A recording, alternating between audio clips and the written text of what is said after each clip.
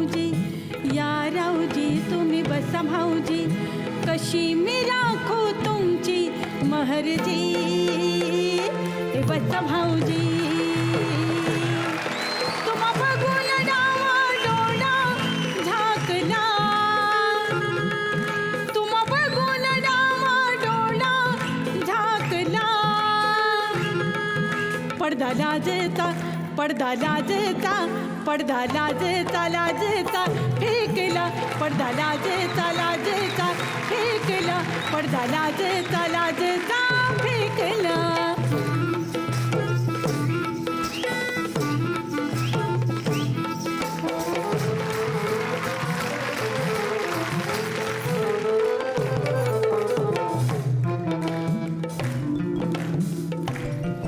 तुमची वळख धरीन, होय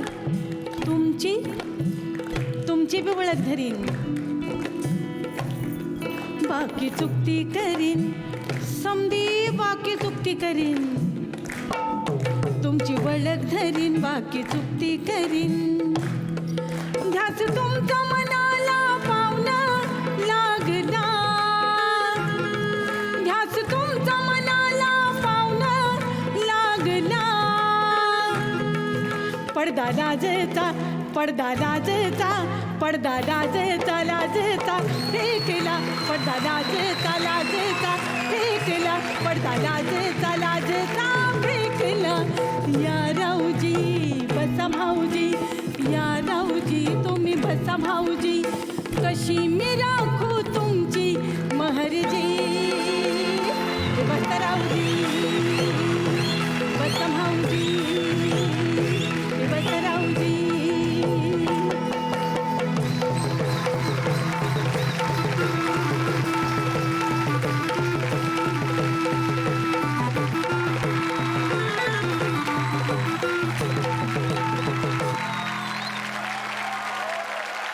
आणि आता येणार आहे चंदाताई तिवाडी तुमच्याकडे.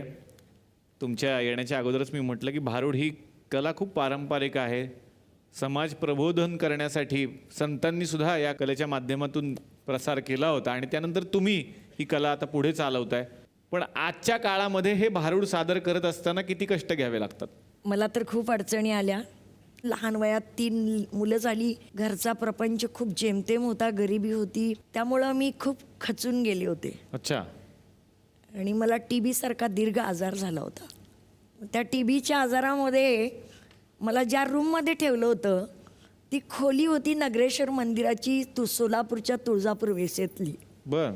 आणि त्या मंदिरात चाललेले सप्त्याचे, टाळाचे, मृदंगाचे आवाज मला बिछाण्यात पडल्या पडल्या यायचे. बर. पण ते टाळ आणि मृदंग ऐकले आणि दुण्णा महाराजांच्या, संत दुण्णा महाराजांच्या कीर्तनाने त्या 7 दिवसाच्या सप्त्यामध्ये मला जरा एक काहीतरी प्रेरणा मिळाली. मला माझंच भांडण सुरू झालं की आपण या बिछाण्यात फक्त मरायची वाट बघतोय.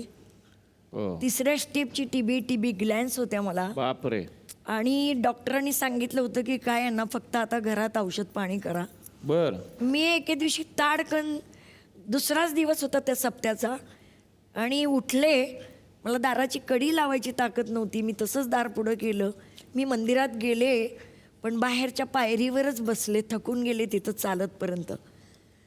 आणि कीर्तन ऐकलं पण उठता येईना. मला 4 बायकांनी उठवून धरून घरी सोडलं. जसं बुडणाऱ्या माणसाला काडीचा आधार मिळतो तसं ते गायन आणि ते कीर्तन, मला कीर्तनातून जगण्याची उमेद मिळाली. आणि ते 5 अभंग माझे पाठ झाले. अंथरुणात पडल्या पडल्या मी रोज म्हणायची. मी याला चमत्कार म्हणणार नाही, पण त्या गाण्यामुळं माझ्या फुफ्फुसांना व्यायाम मिळत गेला, मला आनंद मिळत गेला. यातून माझं औषध पाणी मी सगळं बंद करून टाकलं. आणि त्या दिवशीपासून, त्या 5 दिवसानंतर गाणं, भजन, कीर्तन, 30 वर्ष दिंडी केली. वा वा. तर आज आपल्या मंचावरती चंदाताई तिवाडी आलेल्या आहेत आणि भारूड करण्यामध्ये त्यांची ख्याती आहे. तर आज त्या या मंचावरती आलेल्या आहेत म्हटल्यानंतर त्यांच्याकडून तर काहीतरी ऐकण्याची खूप इच्छा आहे. आमची पोरगी शिकली पाहिजे. बाबांनो, 18 वर्षाच्या आधी लग्न करू नका. आम्हाला गावागावामध्ये जाऊन सांगावं लागतंय. आणि मुलगी जन्माला आली तर तिची शिक्षणाची व्यवस्था आधी केली पाहिजे. म्हणून बुरगुंडा म्हणजे ज्ञान आहे, माहिती, ज्ञान आम्हाला आत्ता पुढच्या पिढीला दिलं पाहिजे. हा आज महिलांचा एपिसोड. आम्ही सगळ्या शूर मर्दिनी बाबांनो, झाशीची राणी पद्मिनी आणि कितीतरी अशा स्त्रिया होऊन गेल्या आमच्या देशामध्ये. अहिल्याबाई होळकर सारखी बाबांनो, लढाई लढता लढता स्वतः प्राण घालवले आमच्या झाशीच्या राणीनी. पण आपली मेरी झाशी नाही दूंगी, आपण जिनी पळला. अशा मुली आमच्या उद्या झाल्या पाहिजे, त्या तशा वाढल्या पाहिजे, तशा शिकल्या पाहिजे. म्हणून तुमच्या मुलीचं काय कारभार भाकर वाढ माय, तुझ्या लेकीसाठी गाणं म्हणते की मी. आणि तुमच्या मुलीचं करू नका लगीन लहानपणात, तुमच्या मुलीचं करू नका लगीन लहानपणात, तुमच्या मुलीचं करू नका लगीन लहानपणात.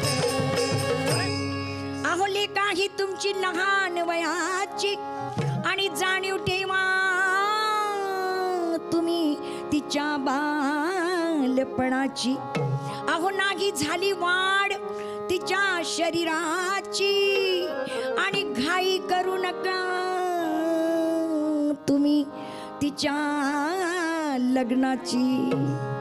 आणि तुमच्या मुलीचं हे हे मामी, अहो तुमच्या बाचीचं, अहो तुमच्या नातीचं आणि करू नका लगीन लहानपणात, तुमच्या मुलीचं करू नका लगीन लहानपणात, तुमच्या मुलीचं करू नका लगीन लहानपणात. आता मी येणार आहे शर्वरी तुझ्याकडे. शास्त्रीय नृत्य कला खूप मोठा अभ्यास आहे आणि हे खूप मोठं क्षेत्र आहे आणि त्यामध्ये तू नाव कमावतेस आणि सगळीकडे तुझ्यामुळे नवीन मुलीसुद्धा हे शिकू लागलेल्या आहेत. काय सांगशील तुझ्या प्रवासाबद्दल आणि तुला आलेल्या अडचणींबद्दल? बिंदास हा चित्रपट जेव्हा माझ्या आयुष्यात आला, मी ते सांगायला माझ्या गुरूंकडे गेले, मला अजून आठवतंय. तर मी पूर्ण कथानक त्यांना सांगितलं, त्यांनी ते ऐकलं आणि त्यांनाही जाणवत होतं की ही खूप चांगली संधी आहे. कर असं त्यांनी जेव्हा मला सांगितलं ना, तेव्हा कुठेतरी मी त्यांच्या डोळ्यामध्ये ही भीती पाहिली होती की ज्या मुलीवर 12 वर्ष मेहनत घेतलेली आहे शास्त्रीय नृत्यासाठी, तर अभिनय हे क्षेत्र असं आहे की ते तुम्हाला एका रात्रीत प्रसिद्ध करतं. तिथे शास्त्रीय नृत्यापेक्षा पैसाही जास्त आहे, ग्लॅमर पैसा दोन्ही जास्त आहे. तर आता ही मुलगी कदाचित आपलं क्षेत्र बदलणार, ही कुठेतरी मी भीती त्यांच्या डोळ्यात पाहिली होती. पण मी त्यांना आश्वासन दिलं होतं की रोहिणीताई, नृत्य हे माझं पहिलं प्रेम आहे आणि मी त्याच्याशी काही झालं तरी तडजोड करणार नाही. मी अभिनयाच्या क्षेत्रात वाहवत जाणार नाही.